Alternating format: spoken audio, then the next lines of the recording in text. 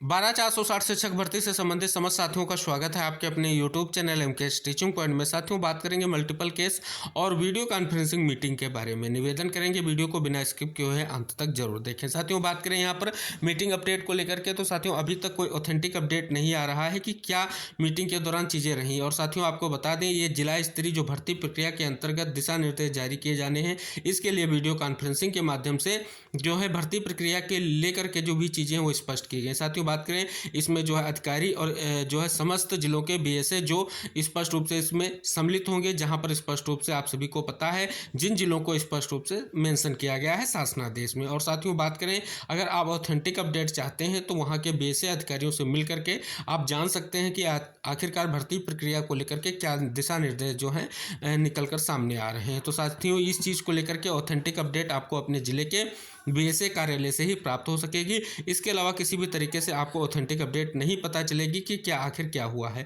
हालांकि साथियों इसको लेकर के अभी स्पष्ट नहीं हो पाया है कि मीटिंग कितने बजे होगी, और इसको लेकर के जियो में भी नहीं लिखा गया था कि मीटिंग कितने बजे होगी। और अभी तक किसी को अपडेट ये नहीं प्राप्त हो पाया है कि क्या अब तक मीटिंग हो पाई या नहीं हो पाई। ये सारी चीज़ें हैं, समय बताते गए हैं, लेकिन अभी तक स्पष्ट रूप से कोई भी स्थिति स्पष्ट नहीं है। तो साथियों ऑथेंटिक अपडेट अगर आपको चाहिए, आप पाना चाहते हैं, तो आप बीएसए कार्यालय से ही ऑथेंटिक अपडेट पाएंगे। इसके अलावा किसी माध्यम से आपको जो है स्पष्ट रूप से ये पता नहीं चलेगा कि आखिर क्या दिशा निर्देश भर्ती प्रक्रिया को लेकर के जारी किए गए हैं। तो साथियों ये स्पष्ट रूप से आप अगर जानना चाहते हैं कि आज की जो मीटिंग में क्या हुआ है, तो आप सभी को ये स्पष्ट कर दें कि आप जो है जिला स्तरीय जो आपका बीएसए कार्यालय है वहाँ पर जा करके इस बात की आप जान सकते हैं। तो साथियों ये विशेष सूचना आप सभी साथियों के लिए। और साथियों जहाँ पर जो स्पष्ट रूप से जिन जिलों को मेंशन किया गया है, वो कहीं ना कहीं चीज़ें आप वहाँ पर देख सकते हैं जो आपके शासनादेश में स्पष्ट रूप से लिखी गई हैं। अब साथियों बात करेंगे जो स्पष्ट रूप से मल्टीपल केस की सुनवाई हुई थी, उसका जो है आर्डर आ चुका। आर्डर में क्या कुछ मेंशन किया गया है उसके बारे में जानेंगे।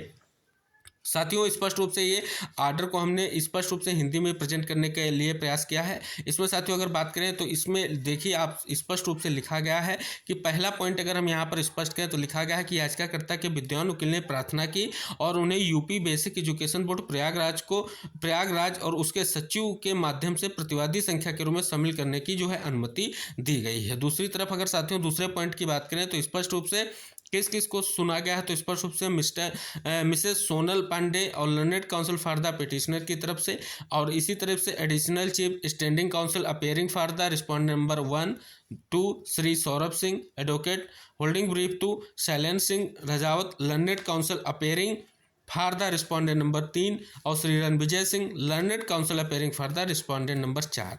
और स्पष्ट रूप से अगर बात करें तीसरे पॉइंट को जो अगर हम साथियों स्पष्ट करें, लिखा गया है प्रतिस्पर्धी पक्षों की ओर से उपस्थित विद्वान वकील की सहमति से तत्काल रिट याचिका पर अंतिम रूप से प्रवेश चरण में निर्णय लिया जा रहा है। और साथियों 4 नंबर पॉइंट में सबसे स्पष्ट रूप से मेंशन किया गया है कि 2018 की विशेष अपील संख्या 613 के तहत याचिकाओं के एक समूह में इस न्यायालय की डिवीजन बेंच द्वारा पारित आदेश के अनुसार याचिकाकर्ता को काउंसलिंग में भाग लेने की अनुमति देने के लिए परमादेश की मांग करते हुए त्वरित याचिका दायर की गई है। मोहित कुमार द्विवेदी बनाम राम जनक मौर्य और अन्य ने 31/10/2023 को निर्णय दिया, जिसकी प्रति याचिका के परिशिष्ट क्रमांक 6 में है। यानी जो डबल बेंच का आदेश है जिसके अनुसार भर्ती प्रक्रिया संपन्न होनी है वो है। और सबसे अहम चीज़ जो है पॉइंट नंबर 5 में लिखी गई है कि उपरोक्त आदेश के अनुसार इस न्यायालय की खंडपीठ ने सभी विशेष अपीलों का निपटारा संबंधित अधिकारियों को यह निर्देश देते हुए किया था कि वे सभी एक सामान्य योग्यता सूची तैयार करके शेष 6470 सहित सभी पदों को भरने का निर्णय ले। एनसीटी सूचना के अनुसार पात्र सहायक शिक्षक 3 महीने की अवधि के भीतर संबंधित जिलों के दिनांक 26/12/2016 की अधिसूचना परिपत्र के साथ पढ़ें। यानी सर्कुलर जो 2016 का है उसको यहाँ पर स्पष्ट रूप से जो है इंगित कराया गया है। और बात करें साथियों छठे पॉइंट में लिखा है तत्काल याचिका आशंका जताते हुए दायर की गई थी कि उपरोक्त आदेश के बावजूद याचिकाकर्ता को निर्धारित काउंसलिंग में नहीं बुलाया जा सकता। साथियों बात करें 6 नंबर पॉइंट इसलिए किया गया है कि जो है मल्टीपल वालों को ये लगा कि उनको जो है काउंसलिंग शेड्यूल में प्रतिभाग नहीं कराया जाएगा। पॉइंट नंबर 7 कह रहा है श्री रणविजय सिंह प्रतिवादी संख्या की ओर से उपस्थित विद्वान वकील और उत्तरदाता संख्या 4 आप सभी को पता है, जिसमें आपके रणविजय सिंह सर को स्पष्ट किया गया है द्वारा दिए गए निर्देश के आधार पर बताता है कि जो भी अभ्यर्थी मेरिट में आते हैं, यानी स्पष्ट रूप से सरकार का क्या जवाब आया है, रणविजय सर ने क्या जवाब दिया है कि जो भी अभ्यर्थी मेरिट में आते हैं निर्धारित काउंसलिंग के लिए बुलाया जाएगा।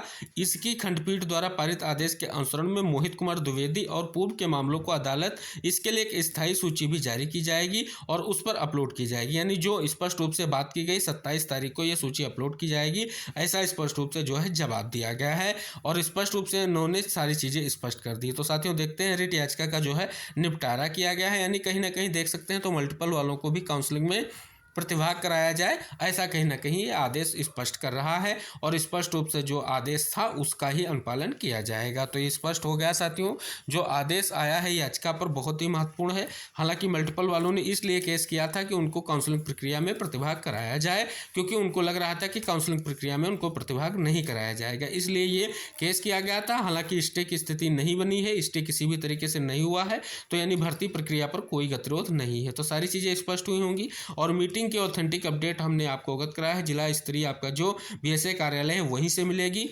जो भी साथी इसको चाहते हैं, कल आप सभी को इसके लेकर के आप चाहते हैं तो आप वहां से जानकारी प्राप्त कर सकते हैं। ये सबसे महत्वपूर्ण चीज़ आप सभी लोगों के लिए है। अगर आप स्पष्ट रूप से वीडियो कॉन्फ्रेंसिंग मीटिंग की महत्वपूर्ण या फाइनल जानकारी चाहते हैं तो इसी प्रकार आपको मिलेगी। और वैसे जो भी साथियों अपडेट आएगी फाइनल मीटिंग को के बाद में वो हम वीडियो के माध्यम से आपको अवगत करा देंगे। फिलहाल के लिए आप सभी साथी इस चीज़ को जो है कहीं ना कहीं इंगित करें और कहीं ना कहीं फाइनल जानकारी आप वहीं से प्राप्त करने की कोशिश करें, जिससे आपकी जो है भी चीज़ें स्पष्ट हो सके। वैसे भी आपका 27 तारीख को आर्डर में भी स्पष्ट है कि जो आपका पोर्टल है NIS का, उस पर जो है स्पष्ट रूप से सारी चीज़ें देखने को मिल जाएगी, जो आपकी सूची वगैरह है। तो मिलते हैं नेक्स्ट वीडियो में, तब तक के लिए Jai Hind, take care, bye bye साथियों।